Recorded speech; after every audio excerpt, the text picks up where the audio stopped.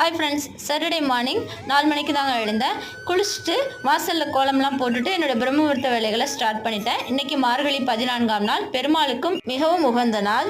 இன்னைக்கு சனிக்கிழமையிலேருந்து திங்கட்கிழமை வரைக்கும் 3 நாட்களுக்கு விடுமுறைங்கிறதுனால பூஜையெல்லாம் பண்ணி முடிச்சுட்டு கோவிலுக்கு போயிட்டு அம்மா வீட்டுக்கு கிளம்பலான்னு பிளான் பண்ணியிருந்தோம். அதன்படியே காலையில் பூஜையெல்லாம் செய்ய ஆரம்பிச்சிட்டேன். நம்மளோட சப்ஸ்கிரைபர் சத்யா சிஸ்டர் கேட்டிருந்தாங்க, நீங்கள் கோவிலுக்கு போகிறப்ப வீட்டில் விளக்க மலையேற்றி வச்சுட்டு போவீங்களா, இல்லை கோவிலுக்கு போயிட்டு வந்து மலையேற்றுவீங்களா அப்படின்னு சொல்லி கேட்டிருந்தாங்க.